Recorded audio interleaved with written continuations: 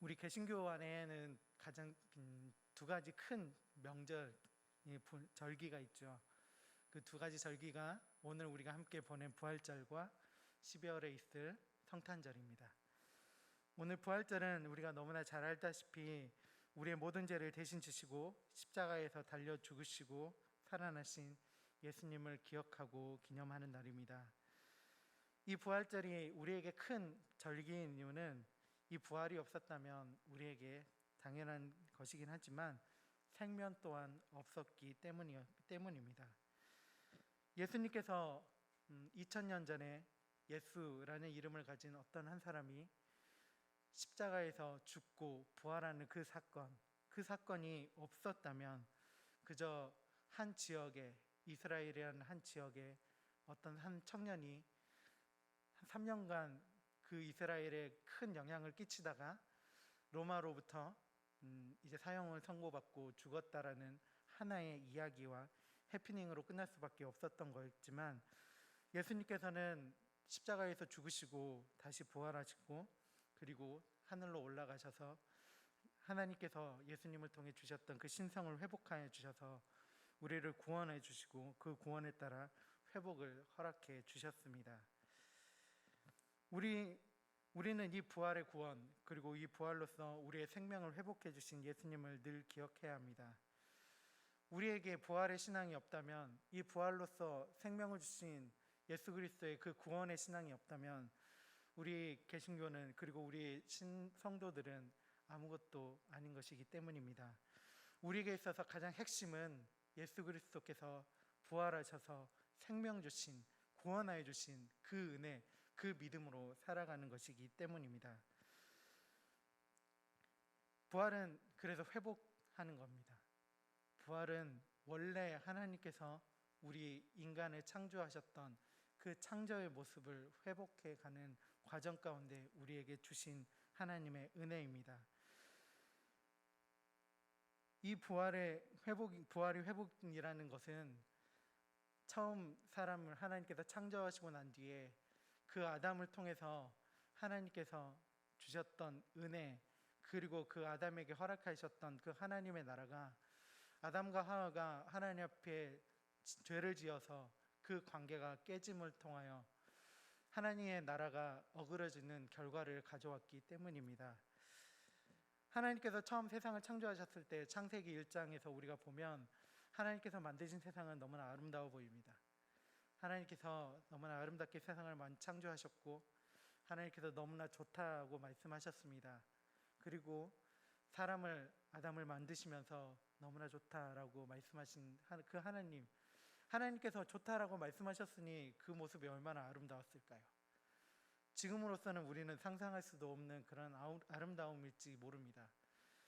여러분 혹시 너무나 아름다운 자연 경관을 가진 곳으로 여행을 가보신 경험이 있으신가요? 그런 그 자연 경관을 가진 곳, 그 지역을 여행을 가다 보면 저절로 하나님에 대한 생각이 납니다. 하나님께서 처음 만드신 세상이 이처럼 아름다웠을까? 누군가의 손에 의해서 파괴되지 않고 하나님께서 이제까지 잘 가꾸시고 인도하셨던 그 자연 환경이 이처럼 아름다웠을까라는 생각을 하게 됩니다.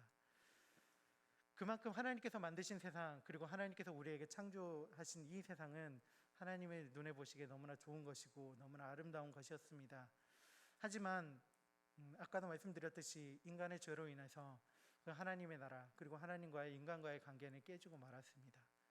하나님과 직접 이야기할 수 있었던 처음 사람과 하나님과의 관계는 이제 그 후로 구약시대에 우리가 보면 알지만 하나님께서 직접 그들에게 말씀하시지 않으셨습니다. 대리자를 세우셔야만 했고, 하나님께서 그 백성들이 하나님을 보고자 했을 때에도 내가 너희들의 죄로 인해서 너희들을 죽일 수밖에 없다라고 말씀하시는 그런 장면들까지 나옵니다. 그리고 그 나라는 계속해서 그 죄로 인해서 이스라엘의 그 역사 속에 회복과 무너짐, 이 과정을 계속해서 반복되고 끝내는 이제 이스라엘이 완전히 멸망해 버리는 것을 우리는 말씀을 통해서 볼 수 있습니다. 이 과정들이 계속해서 반복되고 이 나라의 파괴와 다시 회복됨이 반복되는 이유는 그 안에 하나님과의 관계가 완전히 깨져 있었기 때문입니다. 하나님과 처음과의 관계가 완전히 깨진 그 시작부터 해서 계속해서 이런 일들이 반복해서 나타난 것을 우리는 볼 수 있습니다. 그래서 이 하나님과의 인간과의 단절 속에 하나님께서는 끊임없이 다른 선지자나 그런 사사들을 태우셔서 그들을 통해 말씀하시고 아니면 다른 이방 민족들의 행위를 통해서 이스라엘 백성들에게 말씀하셨습니다. 그런데 여러분, 이 관계를 계속 하나님께서 유지하기를 원하셨을까요? 여러분 집안에 만약에 고장난 물건, 잘 쓰고 있는데 고장난 물건이 있으면 여러분 어떻게 하세요? 더 쉽게 예를 들어서 설명해 드리면, 여러분 집에서 TV를 보시죠. 이제 요즘 재밌는 프로그램들 정말 많이 하곤 하는데 TV를 열심히 보고 있었다고 합니다.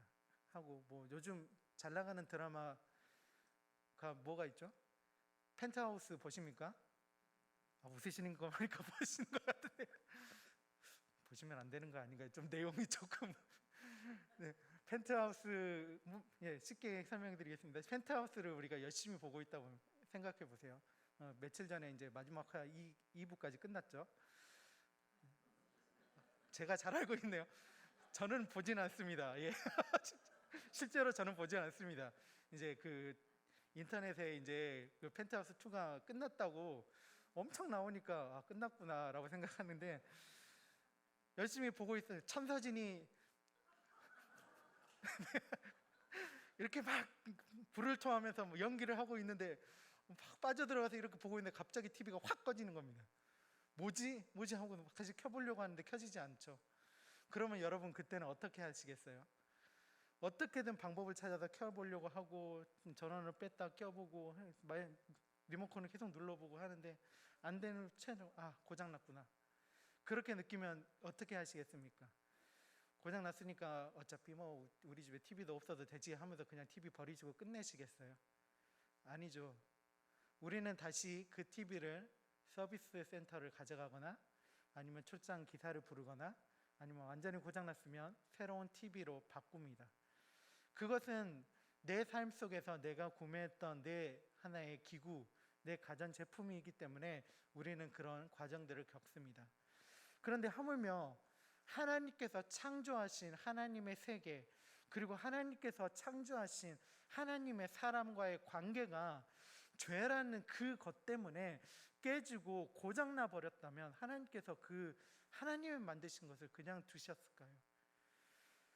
이것은 예측해서 이야기 드리는 것이 아니라 하나님께서 그냥 두시지 않은 것을 예수 그리스도를 통해서 우리에게 보여주셨기 때문입니다. 하나님께서 자신이시면서 자신의 아들이신 예수 그리스도를 이 땅에 보내주셔서 우리의 모든 죄를 짊어지고 죽게 하시고 다시 부활시키셔서 하늘로 다시 승천하셔서 신성을 회복하게 하시는 그 모든 과정을 통해, 그리고 그 과정을 믿는 사람들이 나옴을 통하여 우리와 하나님과의 고장났던 관계, 끊어졌던 관계를 회복시켜 주시기를 원하셨던 것을 우리는 말씀을 통해서 볼 수 있습니다.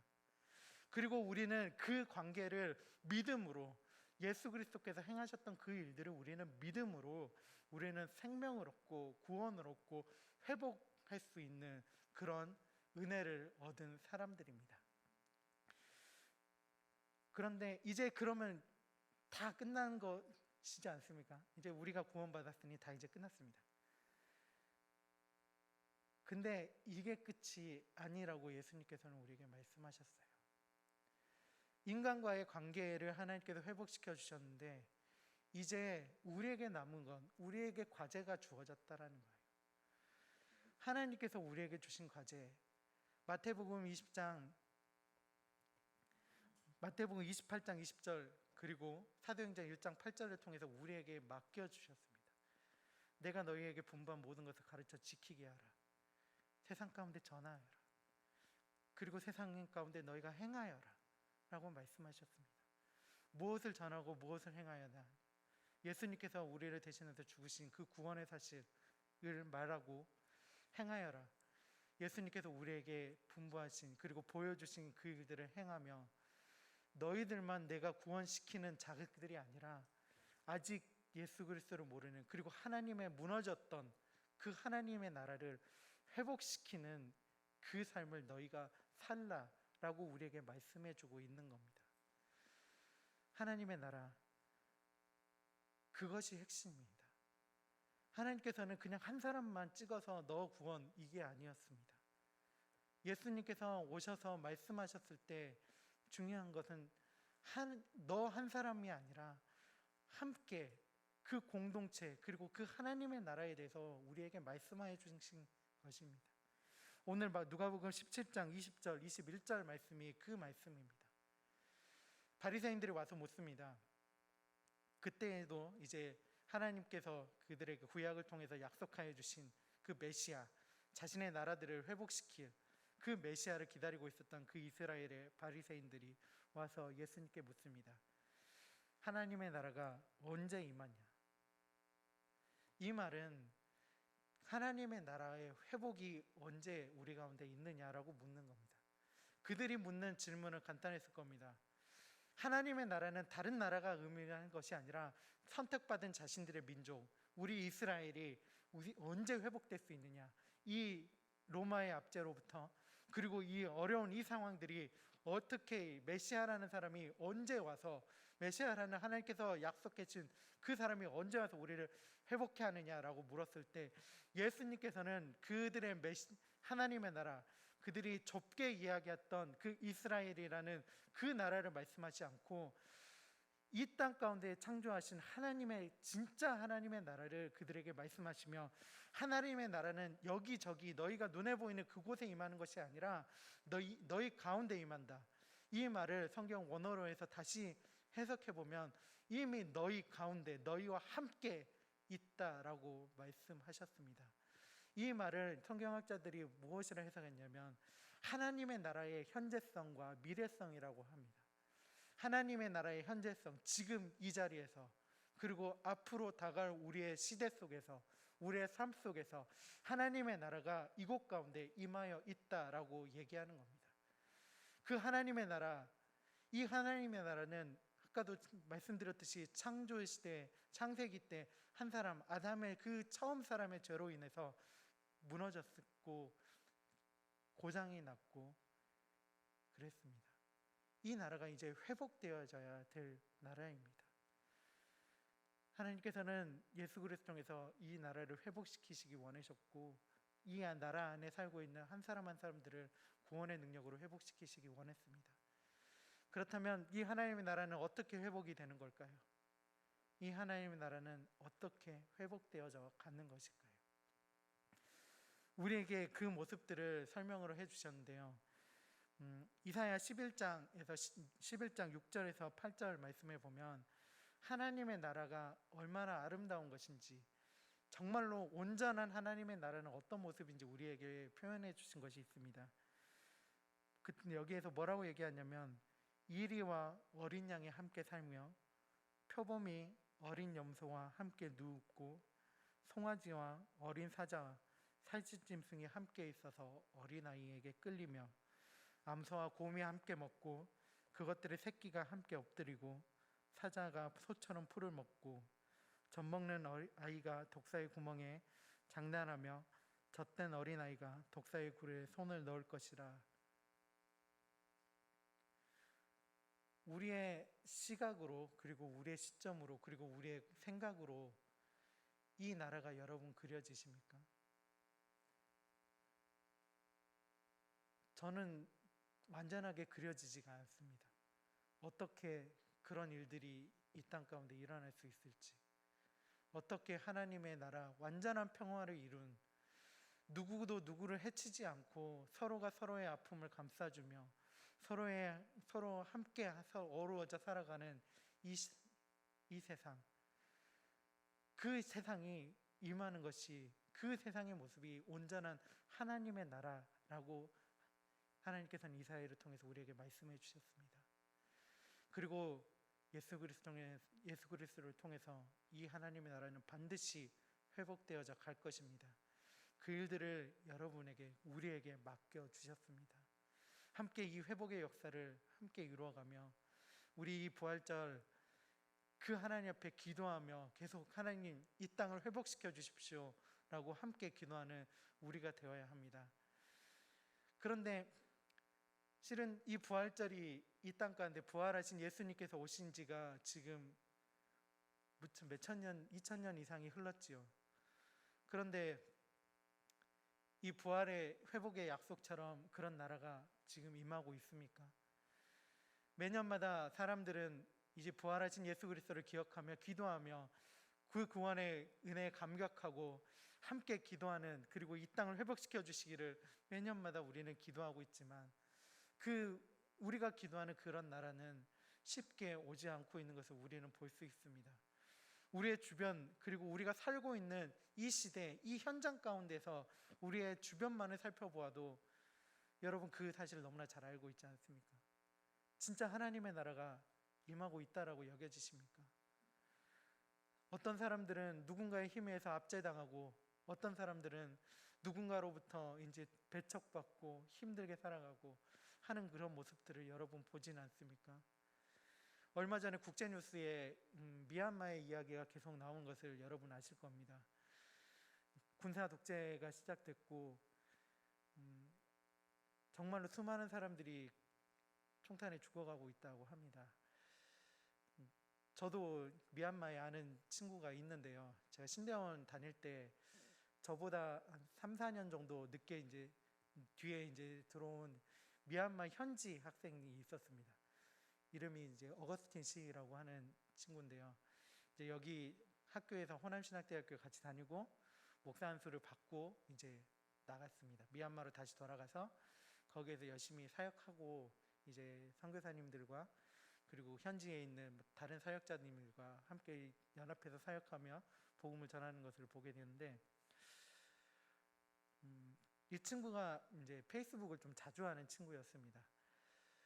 자주 하고 이런 자기의 이야기들도 자주 올리고 하는 친구였는데, 이 미얀마 사태가 터지고 난 이후에 그 미얀마의 상황에 대해서 이제 포스팅, 이제 그 글을 여러 개를 한꺼번에 올리고 난 이후 지금 약 한 달 이상 지금 이제 글을 소식이 어떻게 된지 전혀 알 수 없는 상황이라서 많이 걱정이 되고 별일 없었으면 좋겠다라는 그런 마음으로 보고 있는데요. 그런 상황들이 우리의 인류의 역사 속에서, 그리고 2000년을 흘러오는 우리의 역사 속에서 수없이도 계속이 반복되었습니다. 힘 있는 사람들은 힘 약한 자들을 그들을 착취했고, 어떤 사람들은 없는 사람들을 등쳐먹기도 하고, 그런 상황들이 계속해서 반복되는 상황 속에서 사람들은, 우리 그리스도인들은 끊임없이 하나님 앞에 기도했습니다. 하나님, 예수 그리스도의 부활의 회복의 역사를 우리 가운데 이루어가 주십시오. 하나님, 이 예수 그리스도의 부활의 역사를 통하여 우리나라 이민족과 이 모든 열방과 모든 사람들이 하나님의 이름을 알고 하나님의 이름 안에서 회복되는 역사가 우리 가운데 있게 해주십시오라는 기도 제목을 항상 가지고 기도했습니다. 하지만 그 기도 제목이 쉽게 오지는 않는 것 같습니다. 우리가 무려 2000년을 기도했지만 아직도 쉽게 그 역사는 이루어지지 않고 있습니다. 하나님께서 우리에게 이 말씀을 통해서, 그리고 예수 그리스도의 십자가의 복음을 통해서, 그리고 부활의 복음을 통해서 우리에게 말씀하고 있는 것이 끊임없이 기도하라는 것입니다. 그 일들은 쉽게 오는 일들이 아닙니다. 우리의 구원의 역사, 한 사람의 구원도 쉽게 오는 것이 아니지 않습니까? 우리 믿지 않는 가정 가운데 복음을 전하기 위해서, 자신의 부모님을 변화시키기 위해서, 부모님이 같이 함께 교회를 나가는 것을 위해서 함께 끊임없이 몇 년 동안, 10년이 넘는 기간 동안 계속 기도하고 눈물 흘리고 했던 그런 후배들의 모습을 또 보았습니다.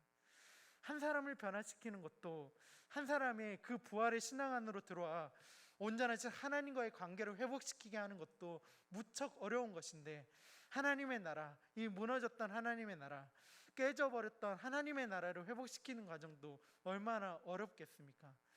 그 일들을, 그 어려운 일들을 예수님께서는 우리에게 맡겨주셨습니다. 우리에게 그 일들을 위해서 함께 기도하라고 말씀하셨습니다. 우리는 우리의 힘으로 할 수 있는 것이 적을진 모르지만 우리가 할 수 있는 것, 그것은 하나님께서 허락해 주신 기도의 능력입니다. 그 기도의 능력으로 우리가 하나님의 나라, 하나님의 백성의 회복을 위해서 함께 기도하며 나아가는 우리 모든 장수교회 성도님들이 다 되었으면 좋겠습니다. 하나님께서는 우리에게 지금도 말씀하십니다. 예수님께서는 지금도 우리에게 말씀하십니다. 내가 너희들에게 이렇게 주었으니 이제 가서 전하라. 오늘 아침에 목사님께서 하신 말씀이시죠. 가서 전하라. 가서 기도하라. 가서 그들을 붙잡고 이 나라의 민족을 붙잡고 함께 기도하라. 내가 너희와 함께 회복시킬 것이다 라고 오늘도 우리에게 말씀하고 계십니다. 그 말씀에 응답하고 함께 기도하며 그 예수 그리스도의 복음을 함께 전하는 우리 모든 장수교회 성도님들이 다 되시기를 바랍니다. 이렇게 기도하고 마치도록 하겠습니다.